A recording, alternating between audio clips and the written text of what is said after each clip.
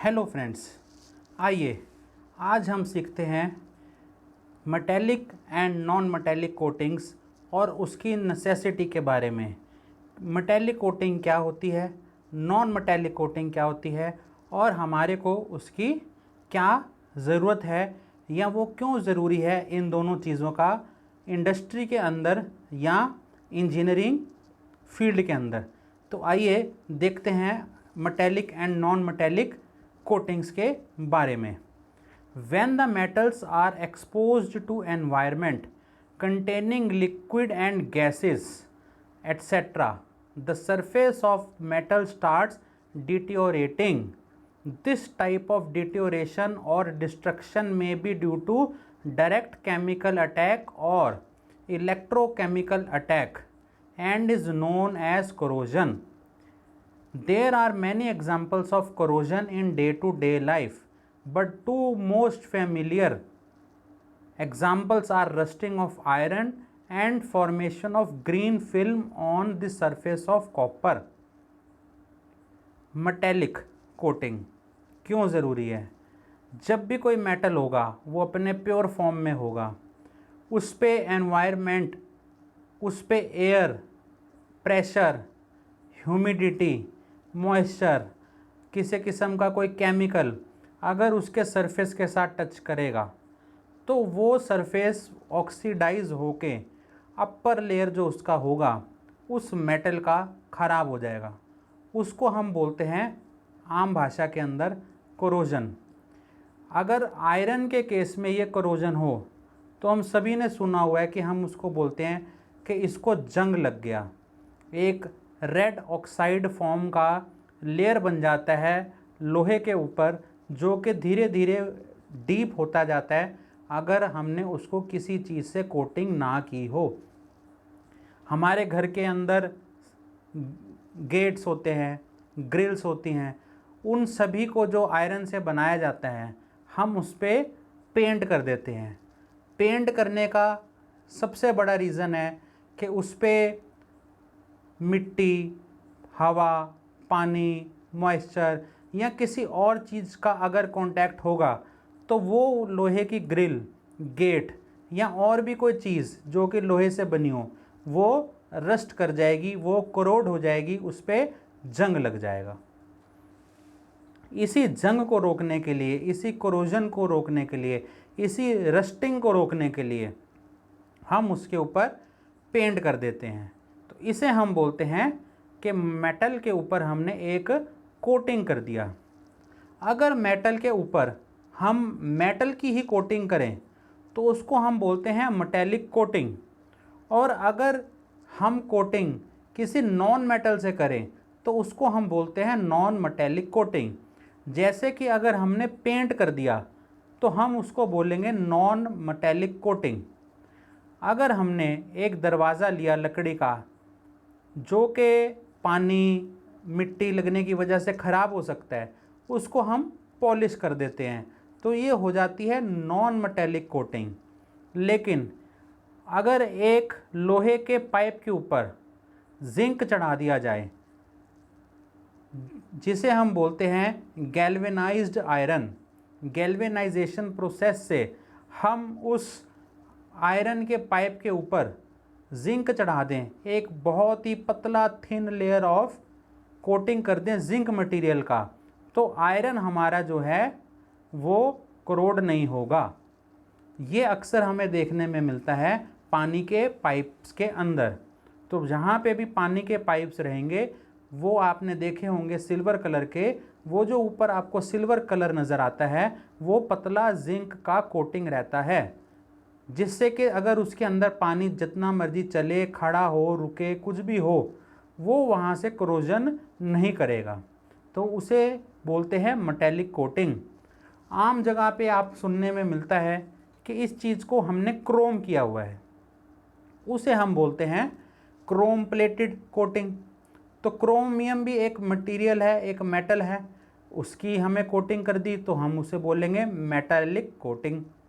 इसी तरह से सुनने में आता है कि ये गोल्ड प्लेटेड है, इस पे सोने का पानी चढ़ा दिया, इस पे चांदी का पानी चढ़ा हुआ है, तो गोल्ड और चांदी ये भी एक मेटल्स हैं, प्रेशियस मेटल्स हैं, तो इनकी भी जो है हमने कोटिंग कर दी, तो इसको भी हम कहते हैं metallic coating.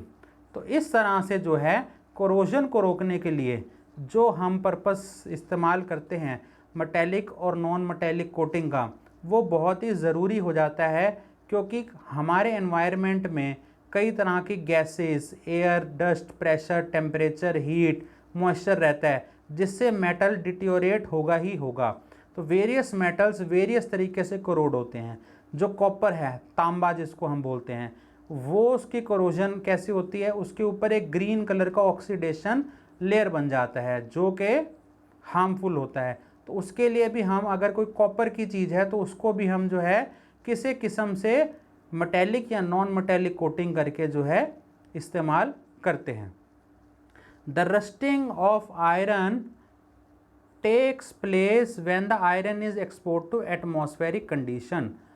During this exposure, a layer of reddish scale and powder or oxide is formed and iron become weak. वो अल्टीमेटली जो है ख़राब होना शुरू हो जाता है। तो इसलिए बहुत ज़रूरी हो जाता है हमारे लिए जो है मेटेलिक या नॉन मेटेलिक कोटिंग को करें। तो मेटेलिक और जो नॉन मेटेलिक कोटिंग होती है, इसके और पर्पसेस क्या हैं? इसका जो दूसरा पर्पस होता है वो है उसको सुंदर बनाना, किसी चीज़ को देखने में अच्छा लगे। हमें पेंट करना है, हम किसी भी कलर का कर सकते हैं, हम किसी टेक्सचर का कर सकते हैं, हम किसी डिज़ाइन का कर सकते हैं। हमें कोई मेटल चढ़ाना है, क्रोम करना है, तो उसको हम सुंदर बनाने के लिए, गोल्ड प्लेटेड करना है, उसको सुंदर बनाने के लिए भी जो है हम इसका इस्तेमाल कर सकते हैं मेटेलिक और नॉन मेटेलिक कोटिंग का। घर की दीवार है, उसके ऊपर पेंट करना है, नॉन मेटेलिक कोटिंग है, तो दीवार ख़राब होने से बचते बचते साथ के साथ सुंदर भी दिखेगी। तो ये होता है मेटेलिक और नॉन मेटेलिक कोटिंग का। अब इसमें देखते हैं एक चीज़ और, the type of corrosion which occurs due to chemical reaction between surface of material and gases is known as dry corrosion। लेकिन अगर यही कोई एक्वस लिक्विड फ्लूइड फॉर्म के साथ हो तो उसको हम फिर बोलते हैं वेट कोरोजन। तो हमारे पास कोरोजन भी अलग अलग तरीके से होती है, ड्राई टाइप या फिर वेट टाइप। आइए अब देखते हैं टाइप ऑफ कोटिंग्स। दो टाइप की कोटिंग है, जैसे मैंने आपको पहले ही बताया, मेटेलिक एंड नॉन मेटेलिक। तो जैसे मेटेलिक का नेम सजेस्ट करता है, यानी कि किसी मेटल के साथ करना, और जैसे कि नॉन मेटेलिक यानी कि किसी नॉन मेटल, जैसे कि पेंट, पॉलिश जिसको हम अक्सर करते हैं लकड़ी के ऊपर, सनमाइका लगा देना, वो भी एक तरह की नॉन मेटेलिक कोटिंग है।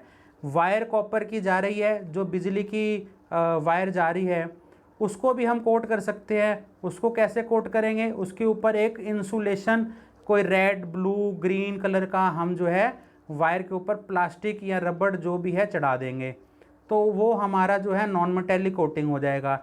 एक तो हमारा वो हमें करंट लगने से बचाएगा, एक वो तार को ड्यूरेबिलिटी देगा, तार में फ्लेक्सिबिलिटी देगा, तार की रस्टिंग होने से रोकेगा, प्लस साथ के साथ उसका कलर भी इंडिकेट करेगा कि ये फेस की तार है या ये अर्थ की तार है, अगर ग्रीन कलर की है। तो इस तरह से हम वायर्स को अलग अलग डिस्टिंग्विश भी कर सकते हैं जब हमारे पास कोई एक इलेक्ट्रिक पैनल या बोर्ड हो उसके अंदर।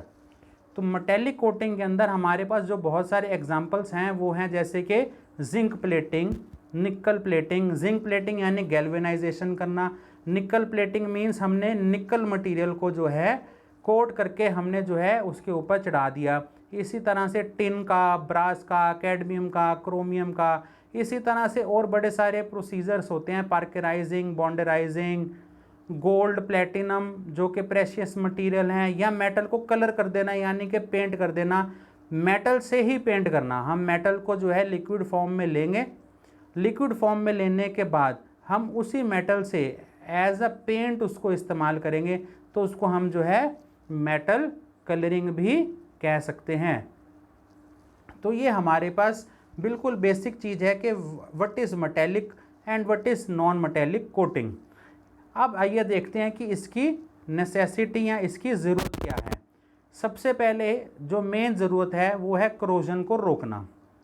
करोजन रोकना मेन पर्पस है, चाहे वो मेटेलिक हो चाहे वो नॉन मेटेलिक तरीके से हो।